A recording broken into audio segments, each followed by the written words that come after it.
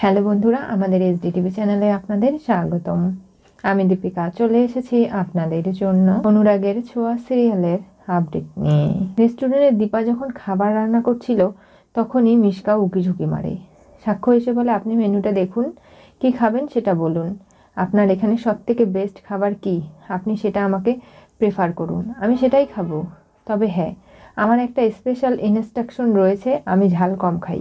সেটা আপনি বলে দিতে পারবেন তো? আপনাদের শেফের নাম কি? ওনাকে এসজি বলে সবাই ডাকে। আর দেখুন, এখানে ওনার রান্না বাদেও আমরা সবাই রান্না করতে পারি, আমিও একজন শেফ। আপনি বলেছেন খুব ভালো হয়েছে, আপনি একটু বসুন, আপনার খাবার রান্না হচ্ছে, দেরি হবে না বলছি। তখনই দীপাকে গিয়ে সবটা জানাতে বলে নন্দাকে। নন্দা এসে জানিয়ে দেয় দীপা রান্না করছে, আর আনমনস্ক হয়ে রান্না করতে গিয়ে চুলার আঁচটা বেশি থাকে, তার কারণে খাবারগুলো পুড়ে যায়। তখনই দীপা কী করবে বুঝে উঠতে পারে না। আর ঠিক সেই মুহূর্তে নন্দা এমন কি বিক্রম দুজনে এসে খাবারগুলোর ওপরে জল ঢেলে ঠান্ডা করে দেয়। আর গন্ধ বেরিয়েছে, সাক্ষ্য দৌড়ে আসে, বলে আপনারা সবাই ঠিক আছেন তো, কিছু হয়নি তো, কোনো বিপদ আপদ? না স্যার। দেখুন, আপনি গিয়ে বিশ্রাম নিন, নন্দা ওনাকে নিয়ে যান তো। ওনার মানসিকভাবে শান্ত হওয়াটা খুব জরুরি। উনি যেভাবে অশান্ত মনে রয়েছে, কোনো কাজই উনি ঠিক করে করতে পারবেন না। আর বিক্রমকে আপনি বলে দিন ও সেরকম করে রান্না করে, বাইরে একজন গেস্ট রয়েছে, তাকে খাবারগুলো আমরা সার্ভ করে দেব, আপনাকে এখানে থাকতে হবে না। মিশকা উকিঝুঁকি মারছে। তখনই সাক্ষ্যকে আসতে দেখে বসে পড়ে, বলে দেখুন, খুব একটা গন্ধ আসছিল। হ্যাঁ দেখুন, সবখানেই এরকম রান্না করতে গেলে টুকটাক সামান্য সমস্যা হতেই পারে, প্রফেশনাল শেফদেরও এটা হয়ে থাকে, এখানেও হয়েছে, আপনি চিন্তা করবেন না, একটু অপেক্ষা করুন, আপনার খাবার আসছে, কোনো ত্রুটি হবে না। ঠিক বলেছেন আপনি, আপনাদের রেস্টুরেন্টটা দেখে আমার খুব ভালো লেগেছে। তবে ওয়াশরুমটা কোথায়? নন্দা ওনাকে ওয়াশরুমে নিয়ে যাও, আর দেখো কোনো অসুবিধে যেন না হয়। তখনই মিশকা ভাবে এই তো ফাঁকা সময়, একটা সিসিটিভি লাগিয়ে দেয়। আর ভাবে ওটা দীপা কিনা আমাকে জানতে হবে। সত্যি যদি দীপা হয়ে থাকে তাহলে সব খেলা এখানে শেষ হয়ে যাবে, কারণ দীপা খুব চালাক। সবাই আমাকে টিস্কা হিসাবে মেনে নিলেও দীপা কখনো মানবে না। এর আগেও বলেছিল তোমার আর মিশকার মধ্যে চোখের মণিরই পার্থক্য, এই বলে জল ঢেলে দিয়েছিল এবং চোখের মণি খুলে পড়েছিল। আর সেই সব কিছুর কোনোভাবেই মিশকা ভোলেনি, তাই এমন কিছু করা যাবে না দীপার হাতে সে ধরা পড়ে যায়। তাই দীপা রান্না করছে, বারবার দেখছে, কিন্তু তার মুখটা দেখতে পাচ্ছে না। কিন্তু মিশকা যে মুখটা দেখেই ছাড়বে। এরপরে মিশকার খাবার চলে আসে, সে খাবার খায় আর বলে আপনাদের শেফ কোথায়, তার সঙ্গে দেখা করা যাবে না? উনি একটু অসুস্থ হয়ে গেছেন, এই পরিস্থিতি হঠাৎ করে তৈরি হয়, উনি বিশ্রাম নিচ্ছেন, অন্য কোনো দিন এসে ওনার সঙ্গে না হয় দেখা করবেন। আর উনি খুব ভালো রান্না করে, আপনি খেয়ে দেখুন, খুব ভালো লাগবে আপনার। তখনই হঠাৎ জয়ী ফোন করে যে পাপা তোমার আসতে দেরি হবে। হ্যাঁ, তুমি চিন্তা করো না, আমি যাচ্ছি, তুমি খাবার খেয়ে নিও, না হলে কিন্তু তোমার শরীর খারাপ করবে। মিশকা ভাবেই জয়ী এবং সাক্ষ্যর সম্পর্ক কি সেটা আমাকে খুঁজে বের করতে হবে। আর এরকম করে হাতে হাত দিয়ে বসে থাকলে চলবে না। আমি যেহেতু এখানে এসেছি, এমনকি আমার মনে খটকা লেগেছে, সেটা তো আমি দূর করেই ছাড়বো, কোনোভাবে সেটা ছাড় দেব না। বিক্রম এসে রান্নাঘর পরিষ্কার করছে। দীপা বলে আমিও করব। দেখো দিদিভাই, তুমি বুঝতে পারছো না, সাক্ষ্য স্যার এগুলো জানলে প্রচণ্ড রেগে যাবে। আমি তো বলছি যে আমি সবটা করে নেব। বিক্রম, অনেক রাত হয়ে গেছে, এখন যদি আমি এগুলো না করি তাহলে কিন্তু আরও যেতে দেরি হয়ে যাবে, সবাই হাতে হাত লাগিয়ে কাজ করি। মিশকা চলে যায়। বাড়িতে গিয়ে বসে বসে দেখতে লাগে দীপা সেই শাড়ি পরা, সেই হাতে চুড়ি, শাখা পলা, যেটা সূর্যের গায়ের রং, খুব পছন্দের, ভালোবাসার, আর সেই রংটাই এতটা মিল কি করে হতে পারে? মুখ দেখতে পাচ্ছে না কোনোভাবেই। জিনিস, টেবিল সব কিছু পরিষ্কার করতে গিয়ে সেই হিডেন ক্যামেরাটা পড়ে যায়, আর তখনই দীপা সেটাকে ঝাড়ু দিয়ে ফেলে দিয়ে আসে। কোনোভাবেই মিশকা ভাবে আমার ক্যামেরাটাও গেল, আমি কোনো কিছু জানতেও পারলাম না, শুনতেও পারলাম না, এটা করলে চলবে না, যেভাবেই হোক আমাকে আসল সত্যিটা বের করতেই হবে। ফোনে বাড়িতে বসে বসে দেখছিল, কিন্তু কোনোভাবেই মুখ দেখতে পারেনি। বিক্রম এরপরে বলে আমাকে বাড়ি ফিরে যেতে হবে। আপনি আবারও এখানে এসেছেন। দেখুন মিসেস সেনগুপ্ত, আপনাকে কিন্তু শান্ত হতে হবে। আমি জানি আমি সব কিছু করতে পারবো, জয়ীর চোখের অপারেশন হবে, তার জন্য টাকা জোগাড় করতে হবে। এরকম করে হাতে হাত দিয়ে বসে থাকলে চলবে না। আপনি কোন ধাতু দিয়ে তৈরি বলুন তো? আপনার জীবনে এতটা কষ্ট, তারপরও আপনি আমার মেয়ের জন্য এতটা ভাবছেন? আপনার এই কৃতজ্ঞতা আমি কি করে ভুলবো, কি করে ঋণ পরিশোধ করব? তার কোনো প্রয়োজন নেই। আপনি বাড়িতে যান। আমি ভেবেছি আজকে উর্মিদের বাড়িতে আমি যাব না। সব কাজকর্ম এখানকার সেরে আমি এখানেই থেকে যাব। কয়েকদিনের কাজ পেন্ডিং রয়েছে। আমাদের তো আবার যেতে হবে ফুড স্টলে, সেখানে খাবার দাবার তৈরি করতে হবে। তার জন্য সব ধরনের ব্যবস্থা তো ওখানে করতে হবে। বলুন। সাক্ষ্য বাড়ি চলে যায়। এদিকে জয়ী বসে বসে ভাবছে যে সোনা কেন ভাবে তার মা তাকে মারতে চেয়েছে, কি এমন ঘটনা ঘটেছে জয়ীকে সেটা জানতে হবে। তাই জয়ী স্কুল চেঞ্জ না করে সোনার স্কুলে থাকার সিদ্ধান্ত নিয়েছে। সইকে বলছে, তোমার সঙ্গে আমার কিছু কথা আছে। আমার কোনো কথা নেই। তুমি চলে গেলে আমার কতটা কষ্ট হবে ভেবে দেখেছো?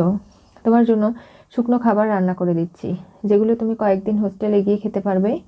আমাদের তো তোমার ভালো লাগে না, তাই তুমি আমাদের ছেড়ে চলে যাচ্ছ। সই, আমার কথাটা শোনো না। তখনই সাক্ষ্য চলে আসে। কি ব্যাপার কি? মেয়ের মাথায় এরকম করে হাত বোলালে মেয়েকে আদর করলেই হয়ে যাবে? খাবার টেবিলে ঢাকা রয়েছে, ও খাচ্ছে না। এরপরে নিজে হাতে জয়ীকে খাবার খাইয়ে দেয়। কি হয়েছে বলো না আমাকে। পাপা, আমি তখন থেকে বলার চেষ্টা করছি যে আমি এই স্কুলেই পড়বো সোনার সঙ্গে। কোনোভাবে আমি এই স্কুলটা ছেড়ে চলে যেতে চাই না, কিন্তু সই তো আমার কোনো কথা শুনছে না। কি বলছো? আমি তো তোমার আগের প্রিন্সিপাল ম্যামের সঙ্গে কথা বলেছি যে তুমি বোর্ডিংয়ে থাকবে, সেখানে লেখাপড়া করবে, ভালো কিছু করবে। এখন তুমি যদি মত পাল্টাও তাহলে আমি তো বিপদে পড়ে যাব। কি সাক্ষ্য, তুমি ওদিকে কথা বলে এসেছো যে ওই বাড়িতে না থাকুক, সেটাই তুমি চাও? এদিকে শোনো। এই বলে একটা মোটা লাঠি দিয়ে সাক্ষ্যকে মারতে শুরু করে। বলে, কেন বলেছিস বল? কোনোভাবেই জয়ী এই বাড়ি ছেড়ে কোথাও যাবে না। আমি যখন বলেছি সেটাই হবে। কেন এখানে ঝামেলা করছিস তুই? ঠিক আছে মা, তুমি যা বলবে তাই। মেয়ের সামনে তুমি বাবাকে মারছো? মেয়েটার কতটা খারাপ লাগছে? লাগুক। আমি যা কিছু করছি সেটা ন্যায়ের জন্য করছি, অন্যায়ের জন্য তো নয়। সবাই মিলে খুব খুশি জয়ী এখানে থেকে যাবে। আর জয়ী ভাবতে লাগে যে কেন শোনা বলেছিল আমার বাবা চারুকে বিয়ে করবে, নতুন জীবন শুরু হবে তার। এমনকি চারু আমার মা। আমি অন্য কোনো মায়ের কথা ভাবতে চাই না। আমি সবসময় ইমেজিন করি যে আমার মা আমাকে মারতে চেয়েছিল, তাই তোমাকে বলেছিলাম। এগুলো নিয়ে নানা জটিলতা প্রশ্ন জয়ীর মনে রয়েছে। তাই সে সোনার সঙ্গে বন্ধুত্ব রেখে সব সত্যিটা জানার চেষ্টা করবে। এদিকে জয় রাস্তায় বেরিয়ে পড়েছে। সে ভাবতে লাগে, আমি দাদাইয়ের গলা শুনেছি, ওটা চারু। আমাকে ইচ্ছে করে দাদাই চাকরি দিয়েছে। আমি অপারগ। আমাকে এই চাকরিটা করতেই হবে টাকাগুলো শোধ করার জন্য। আর আমার কাছে কোনো উপায় নেই। তখনই গুন্ডারা গাড়িতে তুলে নেয় আর বলে, মেরে দেবো। ছুরি বের করে।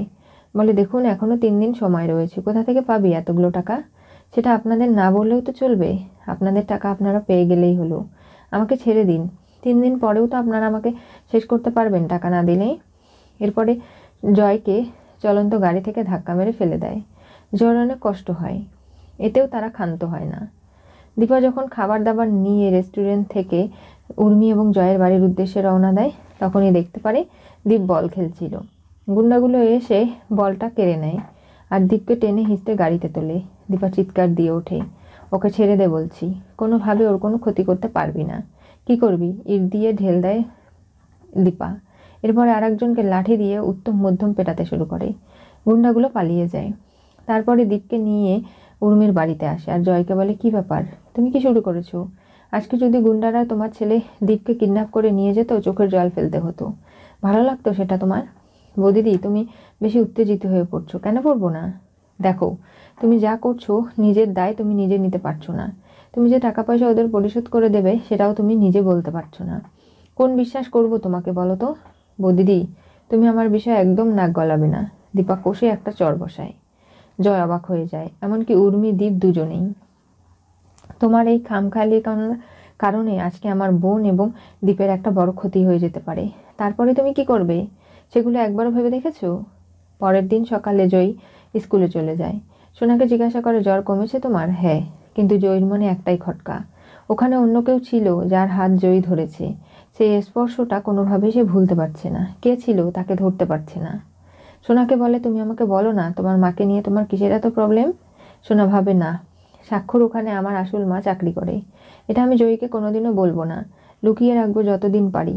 কোনোভাবেই জয়ী যেন এই সত্যিটা জানতে না পারে। জানো তো, আমার পাপার সঙ্গে চারুর এঙ্গেজমেন্ট। তুমি আমাদের বাড়িতে 3-4 দিন গিয়ে থাকতে পারবে? আমি তোমাকে বলছি, তোমার খুব ভালো লাগবে। ঠিক আছে, আমি থাকবো। জয়ী সত্যিটা খুঁজে বের করার জন্য ওই বাড়িতে যেতে রাজি হয়ে যায়। সোনা তো খুব খুশি। বলে সেদিনই আমি তোমাকে সমস্ত সত্যিগুলো খুলে বলবো, আর তুমি বুঝবে আমার মা কতটা খারাপ। মা হয়ে কি করে আমাকে শেষ করতে চেয়েছিল, আমি এটা কখনো ভুলতে পারবো না। তাই চারুই আমার মাও, তুমি ওর সঙ্গে কোনো খারাপ ব্যবহার করো না জয়ী। আমার খুব কষ্ট হয় আমার ভালোবাসার মানুষ চারুর সঙ্গে কেউ যদি কোনো খারাপ কথা বলে, অন্যায় করে। তখনই জয়ীর মনে হতে লাগে রেগে গিয়েছিল, বলেছিল চারুকে ছেড়ে আমার বাবা নিশ্চয়ই আমার মায়ের কাছে গেছে। আমি বুঝতে পারছি না ওই মহিলার কাছে কি আছে যে আমার বাবা বারবার ছুটে যায়।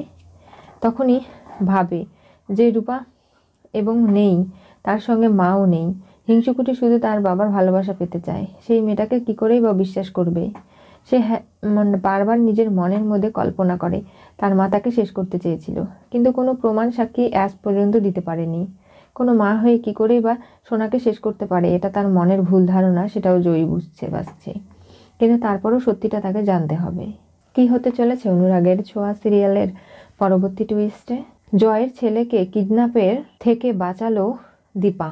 মিশকার রেস্টুরেন্টে সিসিটিভি লাগালো। আজকে যেভাবে মিশকা নিজের পরিকল্পনা সফল করতে এসেছিল, কোনোভাবেই পেরে ওঠেনি।